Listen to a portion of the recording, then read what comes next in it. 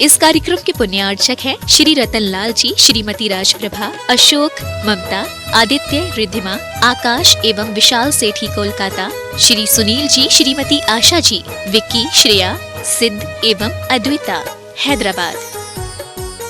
माता पिता श्रीमान रूपचंद जी, कमला जैन, दिनेश जैन, रेखा जैन, दिवेश जैन, दिशा जैन, गंगवाल परिवार, प्रवासी मुंबई, निवासी Beawar. Creations bag, school bag, college bag, air bag, trolley bag, file bag एवं सभी प्रकार के बैग्स के निर्माता, specialist in complimentary bags, Pankaj Kumar Jain, Dharavi, Mumbai.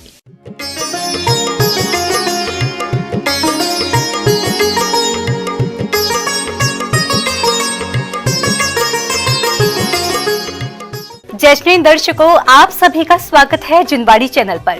दर्शकों, मध्य प्रदेश के जिला दमोह स्थित श्री दिगंबर जैन सिद्ध क्षेत्र कुंडलगिरी कुंडलपुर में परम पूज्य निर्यापक श्रमण मुनि पुंगव श्री सुदर्शन सागर जी महाराज कुंडलपुर में विराजमान हैं। गुरुवर अपने भक्तों का अपनी मंगलवाणी से ज्ञान का मार्ग प्रशस्त कर रहे हैं। दर्शकों, अभी समय है बहुचर्चित कार्यक्रम जिज्ञासा समाधान का। ये ऐसा कार्यक्रम है जिसके माध्यम से मुनि पुंगव श्री अपने भक्तों की जिज्ञासाओं का समाधान करते हैं। हम भी जिज्ञासा समाधान को संकलित कर आप तक पहुंचा रहे हैं ताकि गुरुवर की शुभ वाणी श्रवण करने से आप वंचित न रह जाएं। हाँ, ये दर्शकों, जिनवाड़ी चैनल के माध्यम से देखते हैं विशेष कार्यक्रम जिज्ञासा समाधान विशेष संकलन से। गुरुवर, जब से आपके चरण देशनोदय की पावन धरा पर पड़े हैं, वहां पर सहस्त्रफणी पार्श्वनाथ की प्रतिमा पर अचानक जहां सैकड़ों भक्त मौजूद थे, प्रतिमा से गंधोदक की धारा नीचे कमल, जहां जो कमल विराजमान है वहां तक आई। तो संपूर्ण देशनोदय तीर्थ क्षेत्र कमेटी की यह जिज्ञासा है कि यह कैसा चमत्कार है और ये आगे क्या हमें संदेश देता है। नमोस्तु गुरुवार, नमोस्तु। अतिशय तो 2855 वर्ष पहले उसी दिन हो चुका था जिस दिन पारसनाथ भगवान ने 21 दिन समोषण के साथ विराजमान होकर के दिव्य देशना दी थी। क्योंकि जो भूमि पर तीर्थंकरों का आवागमन हो और उनका रुक जाए तो भाग्यवान कहलाते। बीच में हमारी उपेक्षा के कारण से वह अतिशय त्रोहित होते गए। निमित्त बनने पर पुनः अतिशय जाग जाते। विनोद ब्रह्मचारी पूछ रहे थे, महाराज जी ऐसा क्या होता कि यही मूर्तियों में कल ऐसा था कि कोई अभिषेक करने वाले नहीं मिलते थे और आज ऐसे हो रहा है कि लाखों रुपया दे करके लोग अभिषेक कर रहे हैं। ये है। तो मैंने कहा कि कई बार वस्तु को योग्य स्थान न मिलने पर वस्तु निर्मूल हो जाती है। हीरा यदि गधे के हाथ में चला जाए तो कितनी कीमत है? कोई कीमत। गधे के हाथ में भी हीरा हीरा है कि नहीं? हीरा है, हीरा है, लेकिन मूल्य कितना है? कुछ नहीं है हमारा। और वही जौहरी के हाथ में आ जाए तो बस ऐसे ही होता है। मूल्यवान वस्तुओं तो मूल्यवान तो होती हैं, अनमोल होती हैं, लेकिन उसका जो मूल्यांकन होता है, कोई उसका जानकार व्यक्ति जौहरी उसी वस्तु को जब जौहरी बोलता है तो जो कुछ भी नहीं जानता वो लाखों रुपया बढ़ा देता है। वो भी कुछ नहीं जान रहा है, वो हीरा को जानते नहीं है, लेकिन जौहरी ने कहा कि ये हीरा है, अनमोल है। व्यापारी के मूल्य बढ़ गए, बढ़ता चला गया। व्यापारी बोले तुम क्या जानते हो? बोले मैं नहीं जानता, वो जौहरी है ना, उसने बताया है। इसी प्रकार से आप लोग बोलो आदिनाथ में क्या अतिशय है? बोले जौहरी रूपी महाराज जानते। महाराज कह रहे ना, जैसे महाराज ने बोला कि हीरा है, लोग कहते लाख रुपये बढ़ा दो, नहीं तो वो गधे के हाथ में हीरा तो है ही। तो ये होता है, वस्तु का मूल्यांकन आंकने वाला व्यक्ति हीरा मुख से ना कहे, लाख हमारो मोल। मूल्यांकन तो आंकते हैं। आज चौरेश्वर क्षेत्र में, देशनोदय क्षेत्र में आज जिस प्रकार का भविष्य मैंने देखा है, वह भविष्य जिस दिन साकार रूप लोग होगा वो अपने आप में राजस्थान का क्या भारत का एक सर्वोच्च स्थान बनेगा, क्योंकि बिजोलिया से ज्यादा रमणीक है वो। बिजोलिया में केवल ज्ञान हुआ, मैदान है बिजोलिया में। आज बार बिल्कुल पास में गांव है, चारों तरफ की बस्ती जुटती जा रही है, लेकिन चौड़ेश्वर में तो आज नहीं कल नहीं, वो तो वन है, वन रहेगा और बन ही था। वहां कोई बस्तियां आ ही नहीं सकती। तो ये अतिशय घटना कोई बड़ी चीज नहीं है। मूर्तियों से पानी का निस्सरण होना आगम सम्मत है। मैंने भी कई मूर्तियों के इस प्रकार के प्रसंग देखे अपनी आंखों से। लोग कहते हैं सफोकेशन है, मैं ऐसा नहीं मानता, क्योंकि एक बार कोटा के अंदर हुआ, मंदिर में कोई भी नहीं था, एकदम पुजारी ने हमारे ने आगे कहा ऐसा हो रहा है। मैंने कहा हो रहा होगा। मैं आश्चर्य को उठ गया, बोले महाराज जी और तेज हो गया। मैंने खुद जाकर के अपने सामने पूरी मूर्ति साफ कराई और उसमें से ऐसी धारा आ रही कि निचोड़ना पड़ रहा है। कपड़े को पूरी मूर्ति के बाहर निमोड़, जो वो धमा होता ना तसला, निचोड़ते निचोड़ते तसला भर गया। ये कहां से आया, कैसे आया? ठीक है, पानी कहीं ना कहीं वायु से बनता है, ऑक्सीजन और हाइड्रोजन से बनता है। तो ऑक्सीजन और हाइड्रोजन मूर्ति पे क्यों? बाजू में और मूर्ति भी बैठी है। दूसरा, मैंने मड़िया जी के अंदर उस समय, अभी जब मड़िया जी के समय पहले की घटना है, वहां पर जब गया, अभी जब गए थे ना, तो ऊपर पहाड़ के ऊपर मुझे एक मूर्ति खोजना थी कि वो पिसनहारी बुढ़िया के द्वारा बैठाड़ी हुई मूर्ति कौन सी है।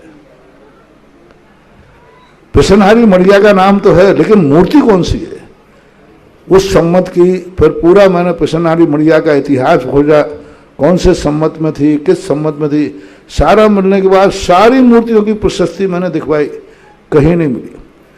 खोजते खोजते खोजते खोजते एक मंदिर की ऊपर शिखर पर एक मूर्ति विराजमान थी, शिखर के अंदर। अब वहां तक कौन पहुंचे? सीढ़ी लगवा करके उस प्रशस्ति को पढ़वाया। वो मूर्ति पिसनहारी मड़िया की बुढ़िया की बैठाली हुई मूर्ति मिली। उस मूर्ति को हमने नीचे उतारा। मैंने कहा इस मूर्ति को तो जरूर सुरक्षित करना चाहिए। बड़े गाजे बाजे के साथ नीचे ला करके विधान किया हुआ। हमारे बहुत सारे महाराज लोग भी थे वहाँ पर, आरिका संघ भी था, तो सब लोग वहाँ थे और सबको गाजे बाजे के साथ मूर्ति को ऊपर ले गए और मूर्ति को विराजमान करके सारा संघ नीचे आ गया। आहार को उठने की स्थिति बनी और वहां आया, मूर्ति में तेज धाराएं फूट रही हैं। अब मैंने कहा भाई आहार चलिए, आहार को बैठ गया, सामायिक को बैठ गया। सामायिक के बाद 2 बजे उठ करके जब गया, तब भी उस मूर्ति में से वही धारा निकल रही थी। आगम में इसका प्रमाण मिला भद्रबाहु, स्वामी भद्रबाहु आचार संहिता के अंदर। उन्होंने मूर्ति के अंदर से जल निश्चित की चर्चा की है और संकेत भी उन्होंने किए हैं, उसके रंग के ऊपर, उसके स्वाद के ऊपर, उसके स्पर्श के ऊपर। पानी ठंडा है, मीठा है, सुगंधित है, तो शुभ सूचक हैं। इसके विपरीत में विपरीत भाव कहे गए। तो अब ये पानी के संकेत के रूप में बताते हैं कि अच्छा ठंडा पानी था, सुगंधित था, तो शुभ ही शुभ है, ऐसा मानना चाहिए। अशोकनगर में एक बार मूर्ति के अंदर से बहुत तेजी के साथ धारा वहां निकली थी। कई घटनाएं ऐसी। और चांदखेड़ी का तो 31 का बहुत चलता ही रहता है लोगों के अनुसार। सारे तीर्थ क्षेत्रों के अतिशय घटने का मूल कारण है कि वहां के अभिषेक पूजन नौकर लोग करते हैं, वेतन भोगी करते हैं, पुजारी करते हैं। मैंने सारे क्षेत्रों के अतिशय का डाउनफॉल, और मैंने ये अभियान चलाया है और सफल भी हूं। जिस क्षेत्रों पर अतिशय चाहिए हो, उस क्षेत्रों का अभिषेक पूजन भक्तों के द्वारा चालू कर दो।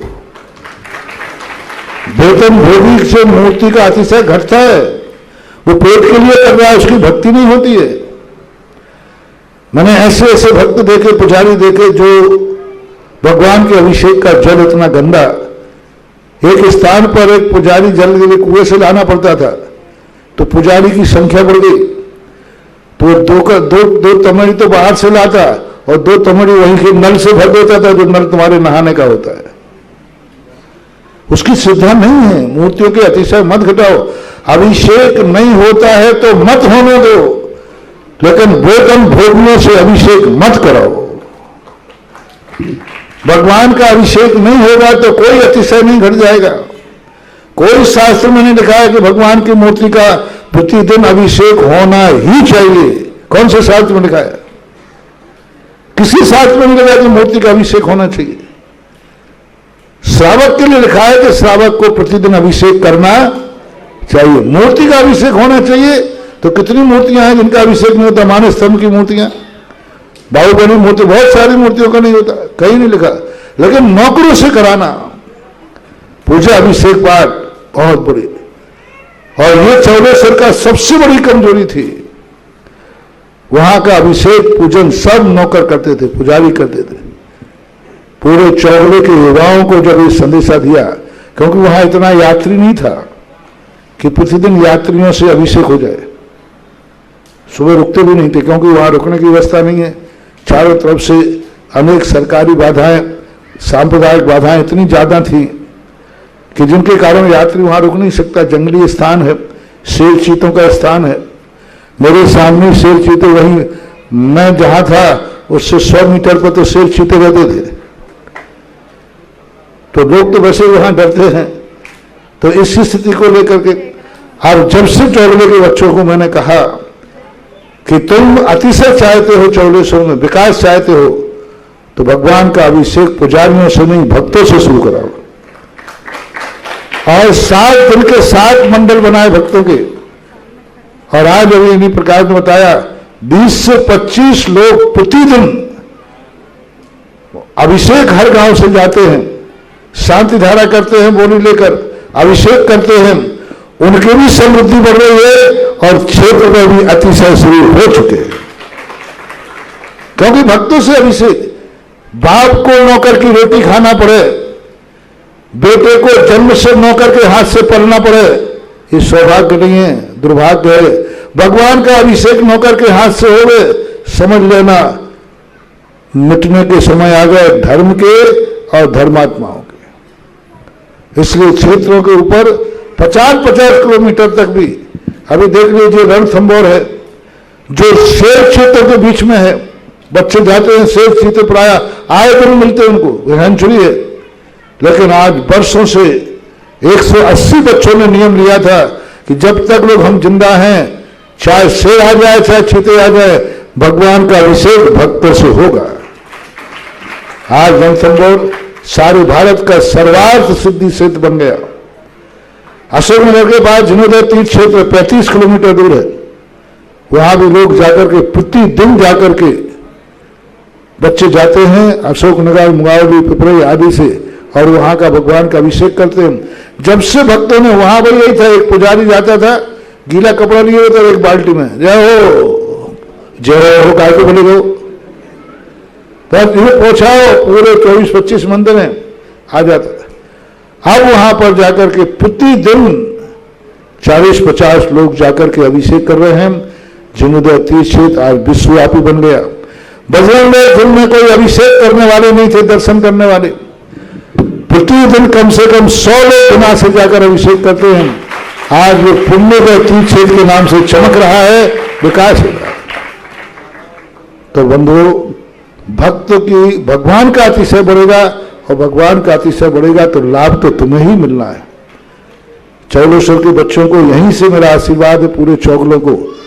तुम सुबह की भक्ति बढ़ाओ, तुम अभिषेक पूजन की शक्ति बढ़ाओ। मैं कुछ नहीं करता हूं मंदिरों में, मात्र उस मंदिर में नमोस्तु, अभिषेक और पूजाएं बढ़ा देता हूं, अतिशय हो जाता है, नाम मेरा हो जाता है, और मैं कुछ करता नहीं। क्योंकि मुझे एक कला लगी, मंदिर में जितने नमोस्तु बढ़ाओगे, जितने अभिषेक करने वाले बढ़ाओगे, जितनी पूजाएं बढ़ाओगे, नियम से उस मूर्ति में अतिशय आए बिना रहेगा नहीं। और और प्रैक्टिकल कर लीजिए, मेरी तो आपको हर चीज प्रैक्टिकल है, मेरी थ्योरी नहीं।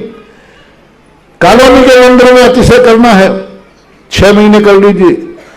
कॉलोनी का प्रत्येक व्यक्ति एक नियम ले ले, 8 वर्ष से 80 वर्ष का दिगंबर जैनी, कि हम प्रतिदिन भगवान का अभिषेक करके भोजन करेंगे, भगवान की एक पूजा करके अभिषेक करेंगे।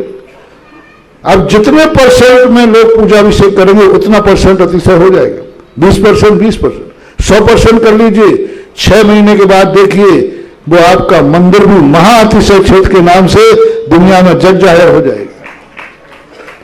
और ये चौड़ेश्वर का अभी मुश्किल से चौड़ेश्वर को 2 महीने हो गए, 2.5 महीने। और भक्त लोगों के गांव जाकर एक भक्त ने बस भेंट की है कि भगवान के अभिषेक करने के लिए जो लोग आएंगे उनको उसने अपनी तरफ से बस दी है, और वो बस प्रतिदिन गांव जाती है, भक्तों को लाती है। कितना बड़ा पुण्य किया उसने। पाप के लिए तो दुनिया दान देता है बसों का, अभिषेक के लिए विनय बाबू ने द्वितीय थंबोर के अंदर आज तक अभी कितना पुण्य है। चौड़ेश्वर पारसनाथ में बस देने वाला कितना पुण्यात्मा है कि वो नाथ भगवान के अभिषेक करने वाले भक्तों को ले जाती है और उन्हीं को लाती है। उसमें कोई और दूसरे कोई लोग नहीं बैठ सकते, दूसरे काम में वो नहीं आती। तो ये सब समर्पण की बातें हैं। आप जितना समर्पण दिखाते जाओगे फसल आपकी उतनी ही लहराती जाएगी, ये ध्यान रखें। महाराज जी, जो शिलाएं विराजमान हो रही है उसमें एक शिला को स्थापना करने का ज्यादा महत्व है या 5 शिला का? क्योंकि 5 शिला में 5 बीजाक्षर निहित हैं। वो तो गुना कर लीजिए। अरहंत की पूजा अलग है, सिद्ध की पूजा अलग है, आचार्य की अलग है। 1 करोगे 1 गुना, 5 करोगे 5 गुना। और बल्कि प्रत्येक शिला अपने आप में महत्वपूर्ण होती है। 5 बीजाक्षरों को पूरे सुत स्कंद कहा गया है पूज्यवर सुखचंद्र महाराज ने ज्ञानाणु के अंदर।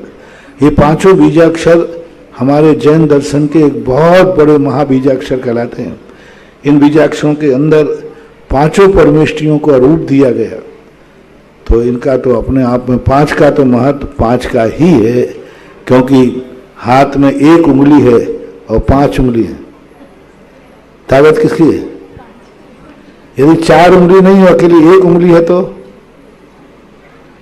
फिर क्या करोगे? बस कोई चीज है तो उंगली से चाट के खाओ, और 5 है तो 5 बीजाक्षरों की शिलाएं 5 उंगली के समान ताकतवान है, और एक एक करके 1 उंगली, 2 उंगली, 3 उंगली, एक एक करके।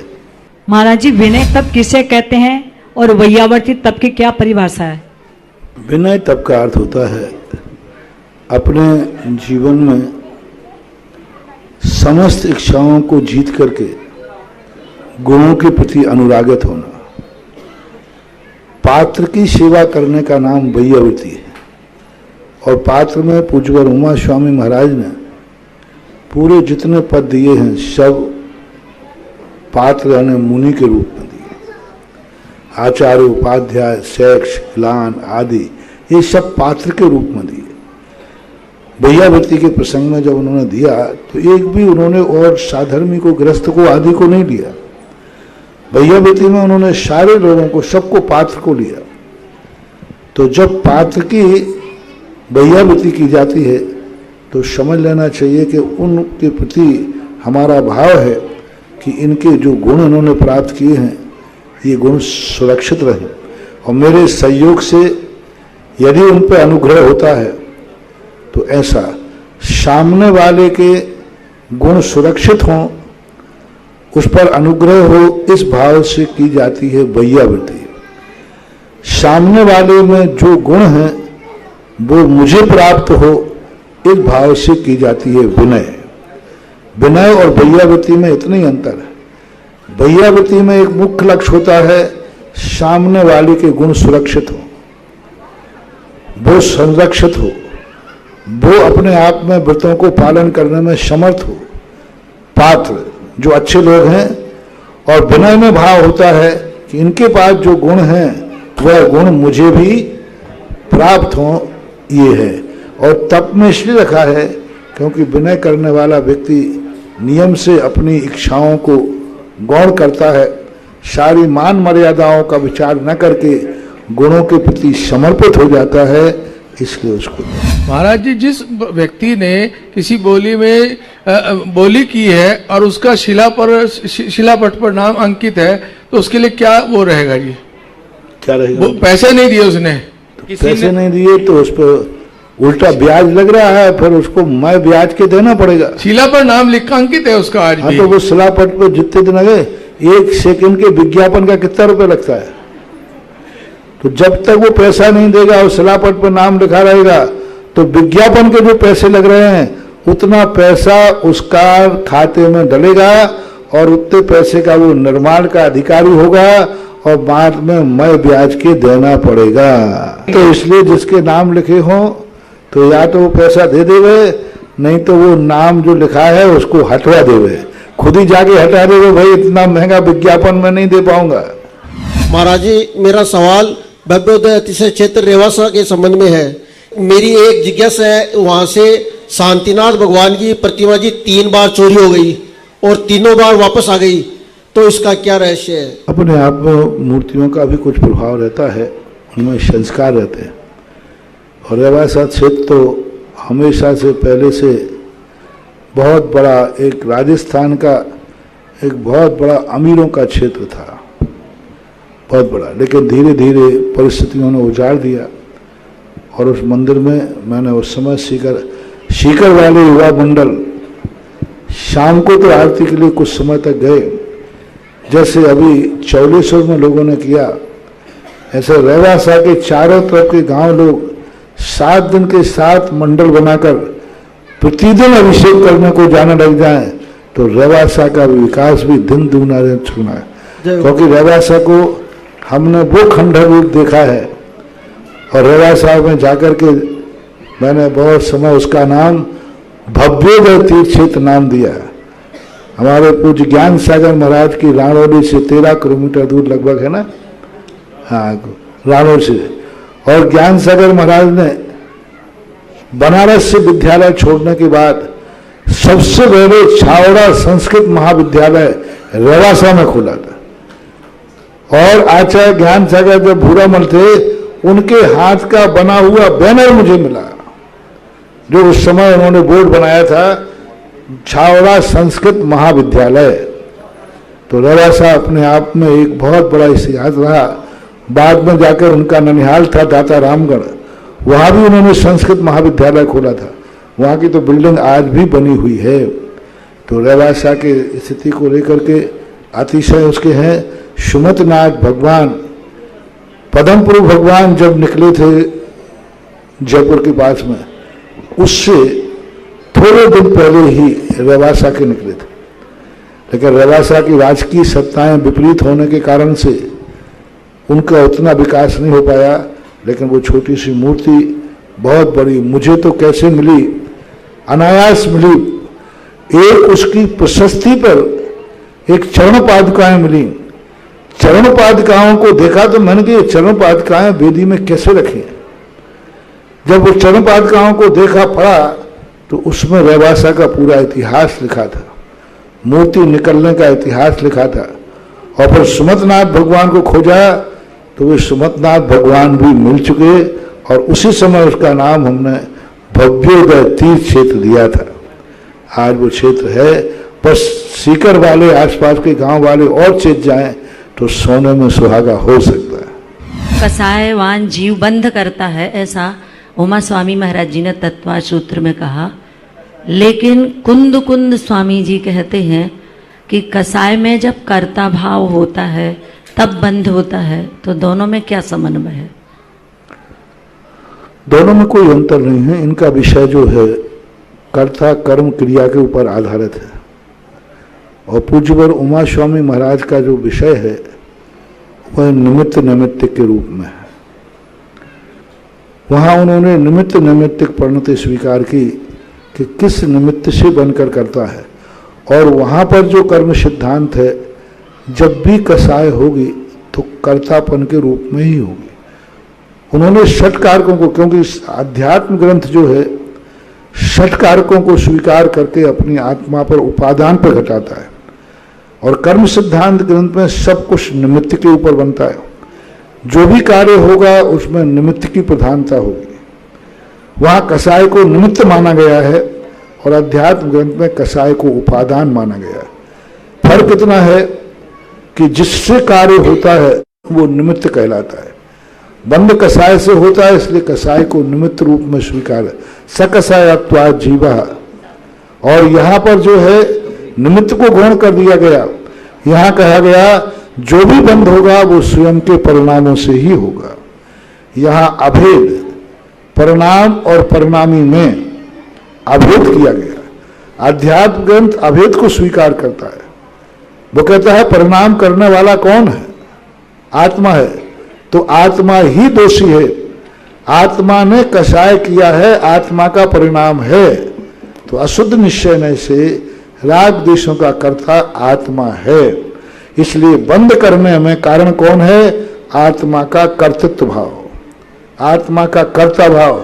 इसने कसाय की है, इसलिए कसाय का कर्ता को पकड़ा गया है और वहां कर्ता को गौण कर दिया गया, निमित्त को मुख्य कर दिया गया। दो रिपोर्टें बनती हैं, कोई केस होता है, एक डॉक्टर की रिपोर्ट और एक पुलिस की रिपोर्ट। डॉक्टर कहता है कि इस लाठी से सिर फूटा है, बस इससे ज्यादा कोई मतलब नहीं। लाठी से सिर फूटा है इतना कह देगा। यह है कर्म सिद्धांत। यह है पूज्यवर उमा स्वामी महाराज। लाठी से सिर फूटा है, कसाय से बंद हुआ है, बस डॉक्टर ने। और पुलिस रिपोर्ट कहती है कि लाठी से सिर फूटा है, हमें मतलब इसने नहीं है लाठी चलाई किसने, चलाने वाला कौन है। तो पुलिस जब रिपोर्ट तैयार करती है तो चलाने वाले को पकड़ती, लाठी को जेल नहीं होता, लाठी पे कोई आरोप नहीं होता, चलाने वाले को पकड़ता है। तो अध्यात्म वो चीज है जो कहती है कसाय से बंद होता है, हमें इससे मतलब नहीं। इस कसाय को करने वाला कौन है? कौन करता है इसका? कौन इसका मूल करने वाला है? तो उस कर्ता की तरफ ये शैली कहलाती है। दोनों तरफ से वास्तविक रूप ये है कि सजा तो चलाने वाले को ही मिलती है। अध्यात्म उस वास्तविकता को प्रकट करता है कि आत्मा करता है तो दुखी तो आत्मा को ही होना पड़ेगा। लेकिन वहां पर निमित्त की बुद्धि होने से ये निमित्त और उपादान की कथन की शैली है, दोनों के विषय की शैली है, दोनों का भाव एक ही है। महाराज श्री विग्रह गति में कारमाण काय होता है, उसमें वह द्रव्य कर्म रूप होता है अथवा भाव कर्म रूप अथवा दोनों रूप? दोनों रूप होते हैं। विग्रह गति में भी असंख्यात लोक प्रमाण भाव होते हैं। विग्रह गति में असंख्यात लोक प्रमाण परिणाम होते हैं। युग स्थान होता है, भाव युग होता है, भाव परिणाम होते हैं। भाव आश्रय भी है, भाव बंध भी है, और बंध ही नहीं भाव निर्जरा भी है। विग्रह गति में भी कर्मों की निर्जरा होती है। विग्रह भली वो असंख्यात गुणी निर्जरा ना सही, लेकिन कर्मों की निर्जरा तो प्रति समय चलती ही रहती है। तो भाव निर्जरा भी है, यानी वहां भी निर्जरा के भाव होते हैं। अब वो भाव हम पकड़ नहीं पाते, अभिव्यक्त नहीं हो पाते हैं, इसलिए नौ कर्म के अभाव में। लेकिन भाव बंध है, भाव आश्रव है, भाव निर्जरा है, भाव संवर भी है। अब वहां पर कहें कि आप व्रतगुप्ती समिति कौन रूप, वो संवर नहीं है, मोक्ष मार्ग संबंधी। लेकिन चतुर्थ गुण स्थान वर्ती जब जा रहा है तो 45 प्रकृतियों का अबंधक है, अनंतानुबंधी से रहित है। तो इस प्रकार के परिणामों की अपेक्षा विग्रह गति में ये सब मानना चाहिए। जो यहां हो रहा है वो सब विग्रह गति में होता है। उससे 3 समय या 2 समय के लिए व्यक्ति आश्रय बंध से रहित नहीं हो जाएगा, नहीं तो बहुत बड़ी निर्बंध सा हो जाएगी। वहां भी बंध है, आश्रय है, सब कुछ है, दोनों बंध है। भाव बंध भी है, द्रव्य बंध भी है, भाव आश्रय भी है, द्रव्य आश्रय भी है, ऐसा। महाराज श्री हमारी जिज्ञासा है कि राजनीति में रह के कैसे धर्म प्रभाव ना करे, उनके परिवार के लोग उनको किस तरह सहयोग करें? शास्त्रीय भाषा में तो राजनीति और धर्म नीति दोनों एक सिक्के के पहलू है। नीति, धर्म नहीं कह रहा हूं, धर्म नीति, धर्म नैति और धर्म राजनीति, दोनों पृथक नहीं है। नीति जो होती है वह सत्य पर आधारित हो, ये कोई नियम नहीं होती। नीति एक व्यवस्था पर आधारित होती है, व्यवस्था के ढंग से। कभी कभी सत्य नीति ये कहती है कि झूठ बोल करके भी यदि सत्य की स्थापना होती है तो की जा सकती है। झूठ बोल करके भी यदि हम किसी के प्राण बचा सकते हैं तो बचा लेंगे। सत्यमपि बुद्धि, ये नीति है। तो धर्म नीति और राजनीति दोनों हमारे यहाँ एक ही हैं, क्योंकि ऋषभ देव ने जिस चीज का उपदेश दिया हो वो कभी गलत नहीं हो सकता। फर्क इतना है कि धर्म विहीन राजनीति निरंकुश होती है। आज की राजनीति धर्म निरपेक्ष है। ये अंग्रेजों ने एक शब्द दिया था, धर्म निरपेक्ष, जो हमारे भारत के लिए सबसे ज्यादा अभिशाप बन गया। राजनीति और धर्म नीति के दो टुकड़े हो गए। राजनीति के किसी भी कोष में धर्म के लिए कोई स्थान नहीं। जितने कानून बनते हैं, ATG बनती है, धर्म के नाम से नहीं मिलेगी। जितने कानून नाम दे, धर्म के नाम से कोई कानून है ही नहीं, है ना। धर्म को बिल्कुल घातक मान लिया गया। आज की वर्तमान की राजनीति कहती है धर्म घातक है, संप्रदाय घातक है, धर्म के विचार घातक हैं, घातक मान रहे। वो कहते हैं धर्म निरपेक्ष होना चाहिए। धर्म निरपेक्ष राजनीति दुर्योधन की होती है, धर्म सापेक्ष राजनीति होना चाहिए। तो हमारे यहाँ जो शास्त्रों में तो धर्म सापेक्ष राजनीति थी। ऐसा एक भी राजा नहीं होता था जिसका कोई धर्म गुरु ना होता हो। रामचंद्र जी ने भी राज्य किया, उन्होंने भी धर्म गुरु बनाया।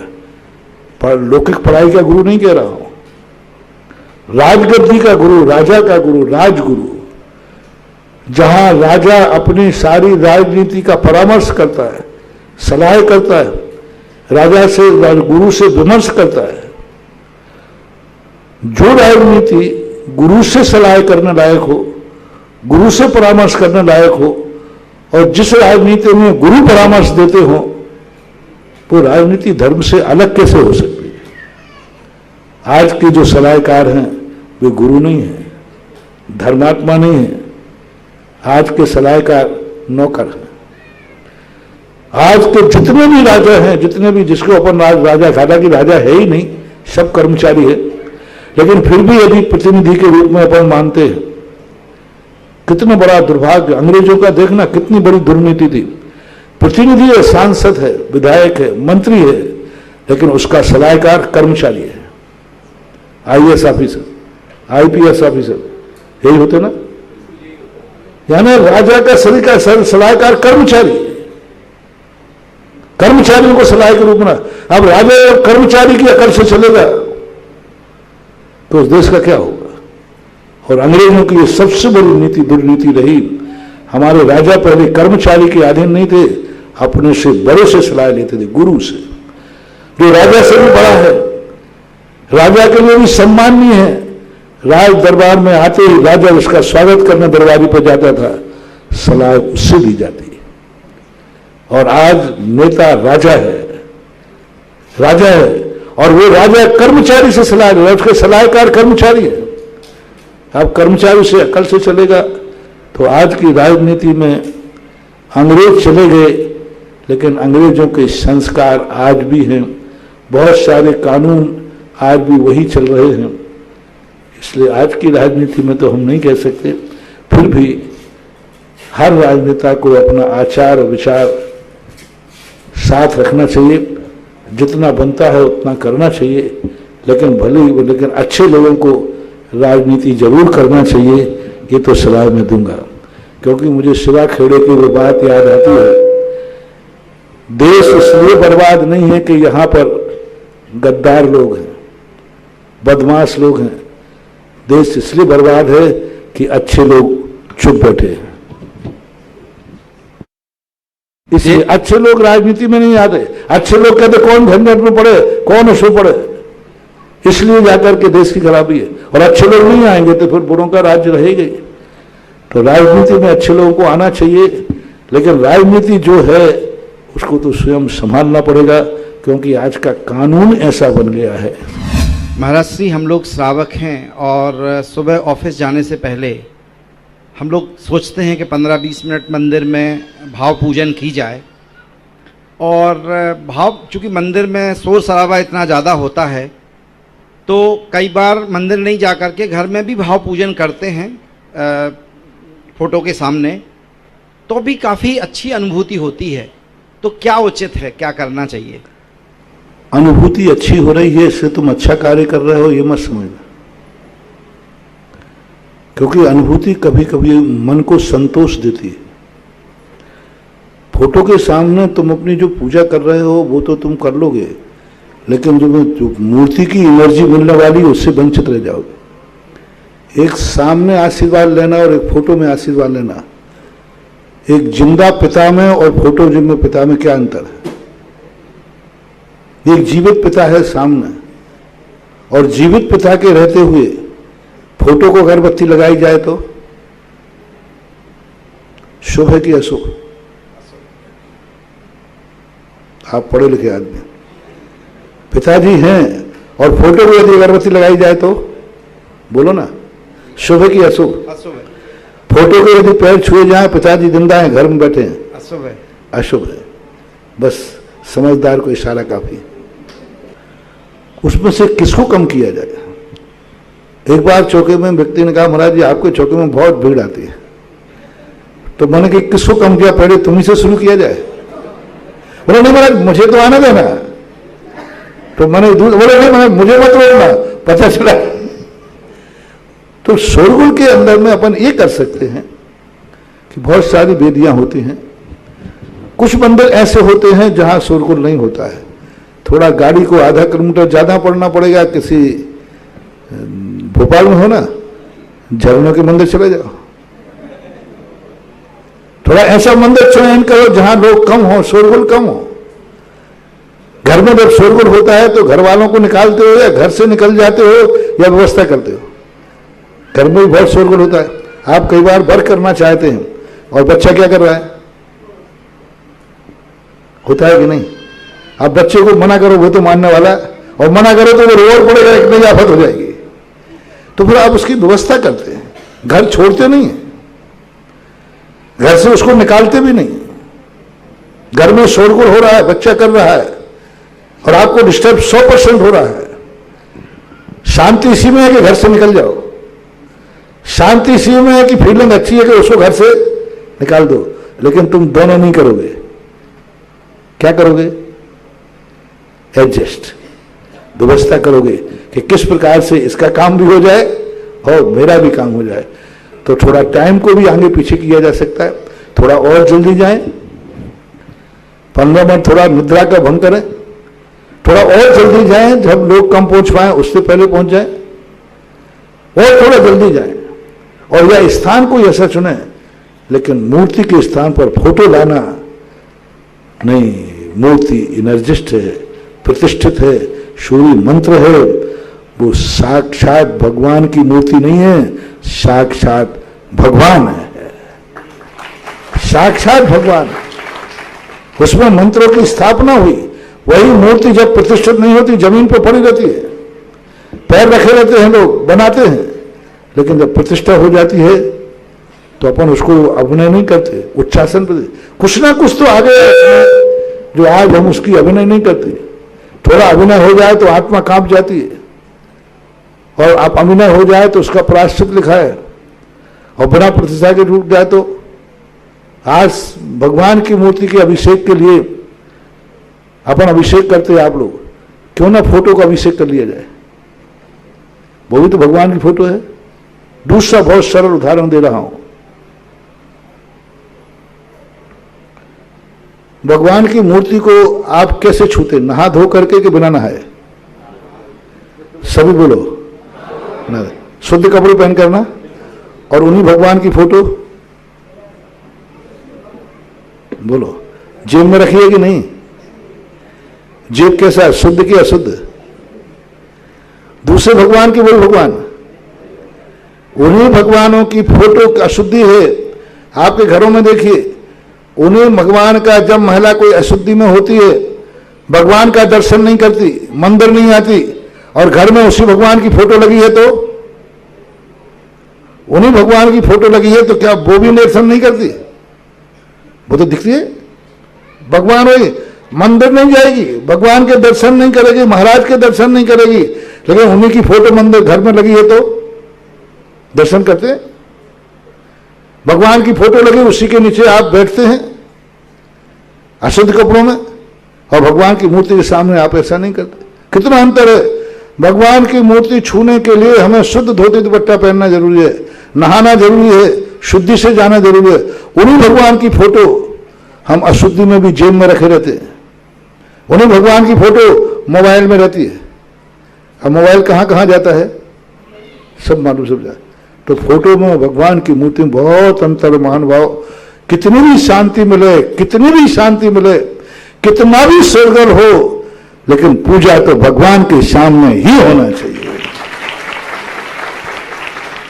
और कितनी भी शांति मिले, भगवान के रहते हुए फोटो की पूजा नहीं, पिताजी के रहते हुए फोटो की पूजा नहीं। हाँ, पिताजी के मरने के बाद अब क्या है, मजबूरी का नाम महात्मा गांधी। मुनिश्री, आज हमारे दोनों बेटे जॉब पर हैं, तो उनके लिए कैसे वो अपने धर्म को सुरक्षित रखें और धर्म मार्ग पर बढ़ते रहें, यही उनके लिए हमारे यहाँ थोड़ा जॉब का कोई उपदेश ही नहीं मिल रहा। मैं उपदेश क्या दूं, क्योंकि मैं वही उपदेश दे सकता हूं जो हमारे पूर्वजों ने दिया। ऋषभ देव ने आजीविका के सारे साधन बताए, लेकिन नौकरी नहीं बताई।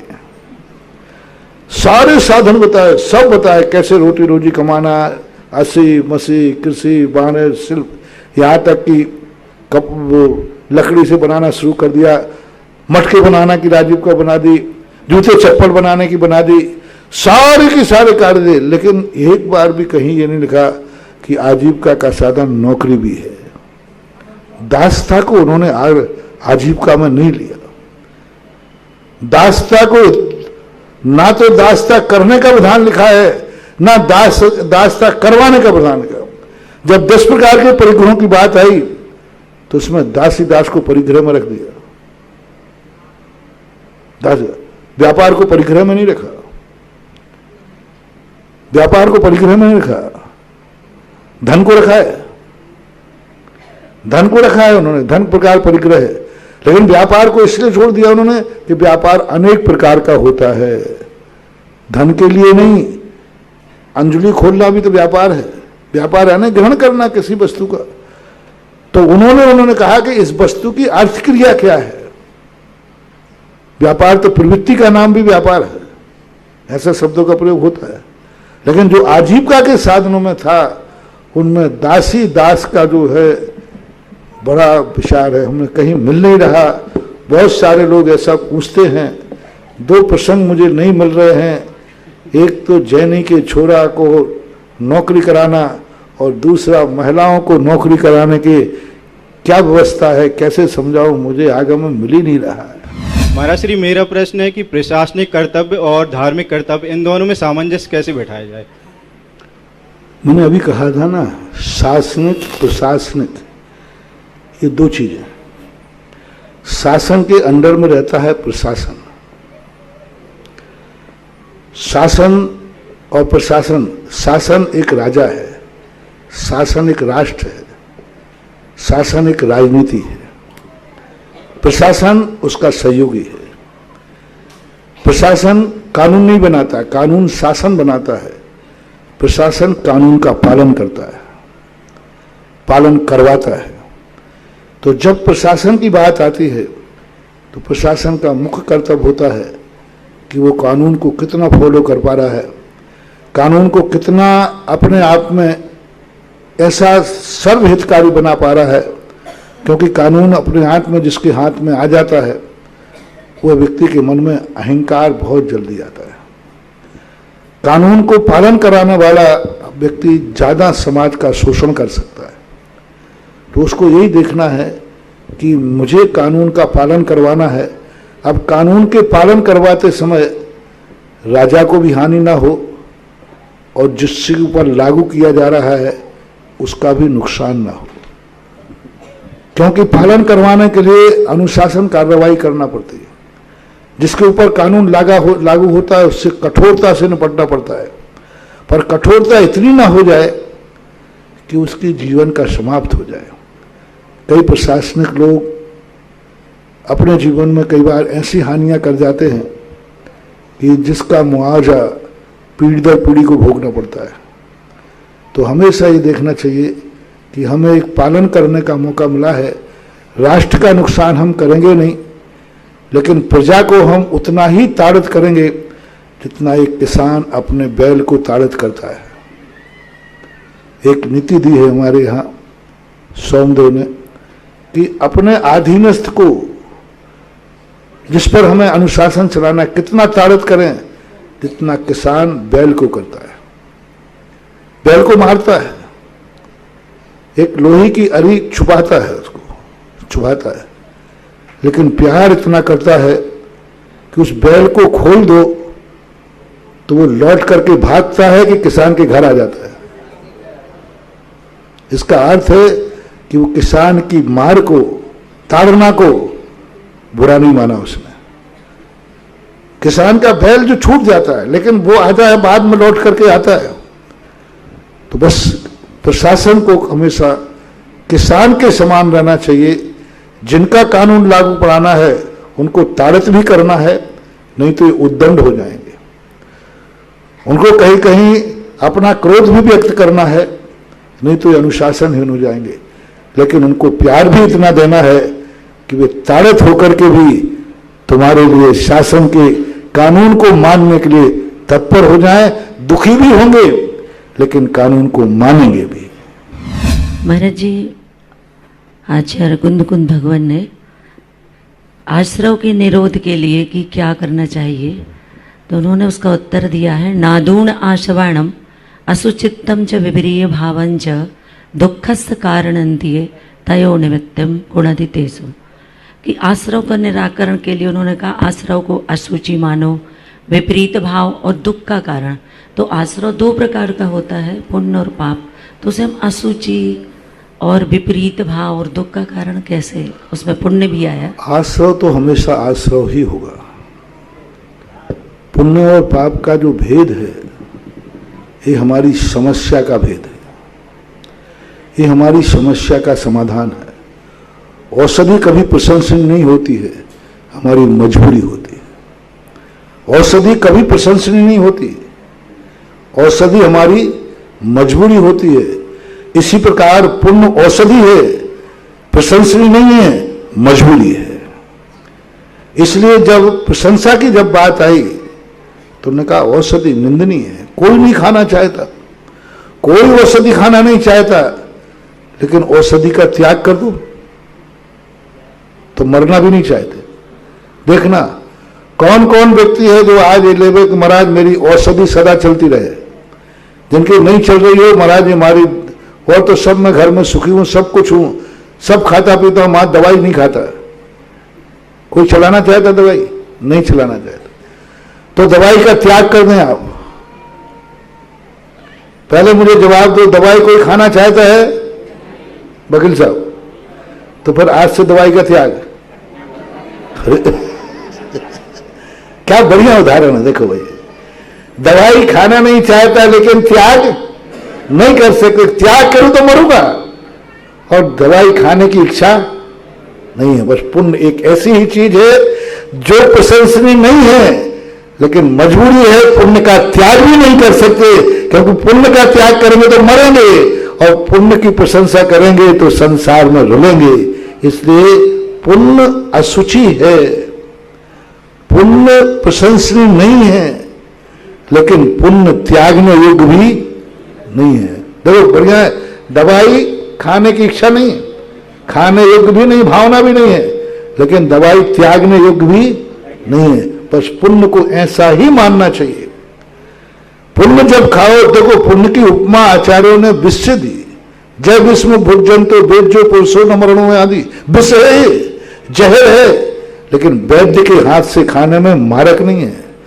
पुण्य जहर है, पुण्य बंधक है, पुण्य अशुचि है, पुण्य विपरीत भाव है, लेकिन पुण्य को यदि त्याग दिया तो मौत निश्चित है।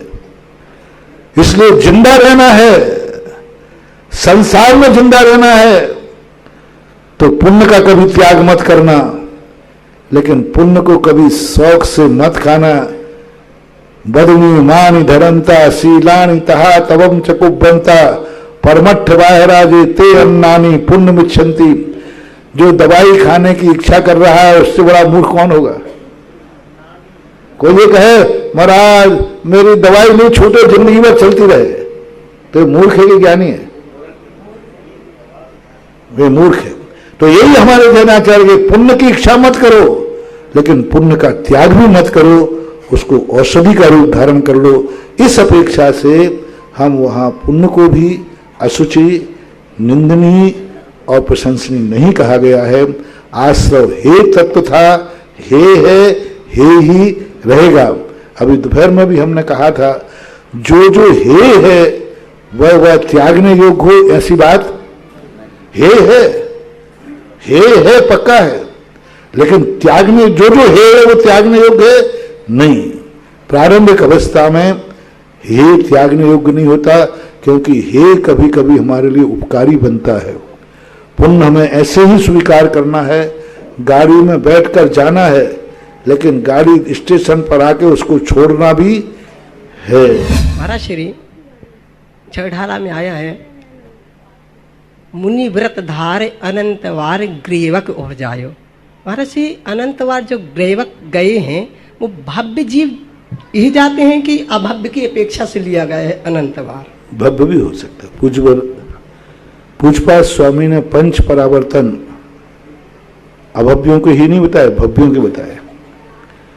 पंच परावर्तनों की जब उन्होंने चर्चा की तो उन्होंने लिखा कि 31 सागर की आयु का जीव अनंतवार प्राप्त कर चुका, और अनंतवार जो प्राप्त करता है 31 सागर की आयु, वो अभव्य ही है, नहीं भव्य भी जाते हैं।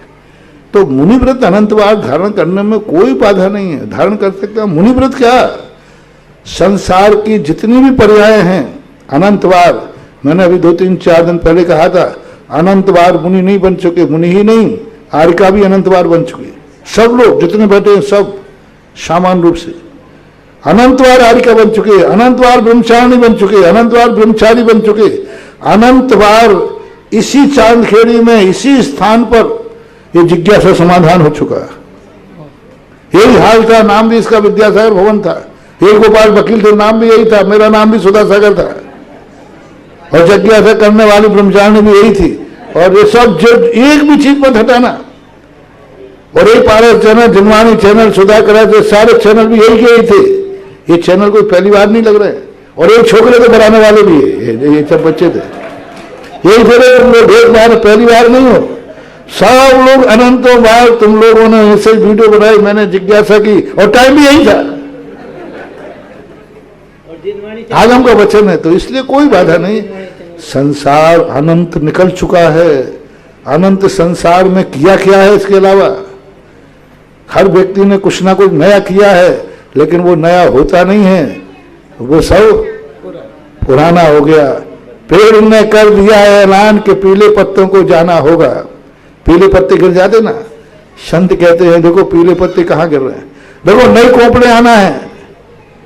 और सत्य क्या है, कुछ नया नहीं आया, पुरानी पत्ते गिरे, जमीन में सड़े, रस बन करके पुनः ऊपर आ गए। तो अपन ने क्या कहा, नए पत्ते आ गए। परिवर्तन क्या हुआ, पुराने हो गए।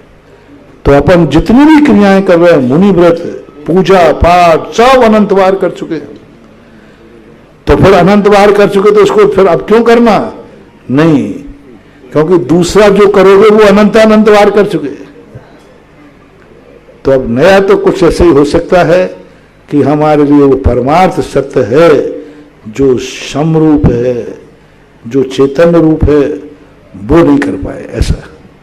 दर्शकों भी आप देख रहे थे जिनवाड़ी चैनल का विशेष कार्यक्रम जिज्ञासा समाधान विशेष संकलन से निर्यापक श्रमण मुनि पुंगव श्री सुधा सागर जी महाराज के बहुचर्चित कार्यक्रम को जिनवाड़ी चैनल एक नए रूप में समग्र भक्तों के समक्ष पहुंचाने का प्रयास कर रहा है, जिसके माध्यम से श्रावक श्रेष्ठियों एवं श्रद्धालुओं के समस्त जिज्ञासाओं का समाधान हो सके। तो दर्शकों, आज के इस विशेष कार्यक्रम में अब समय है आपसे विदा लेने का, लेकिन आप बने रहिए हमारे साथ, देखते रहिए जिनवाड़ी चैनल।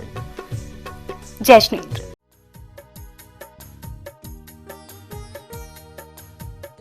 इस कार्यक्रम के पुण्यार्चक थे श्री रतन लाल जी, श्रीमती राजप्रभा, अशोक, ममता, आदित्य, रिद्धिमा, आकाश एवं विशाल सेठी कोलकाता, श्री सुनील जी, श्रीमती आशा जी, विक्की, श्रेया, सिद्ध एवं अद्विता, हैदराबाद। माता पिता श्रीमान रूपचंद जी, कमला जैन, दिनेश जैन, रेखा जैन, दिवेश जैन, दिशा जैन, गंगवाल परिवार, प्रवासी मुंबई, निवासी Beawar. Creations bag, school bag, college bag, air bag, trolley bag, file bag एवं सभी प्रकार के बैग्स के निर्माता, specialist in complimentary bags, Pankaj Kumar Jain, Dharavi, Mumbai.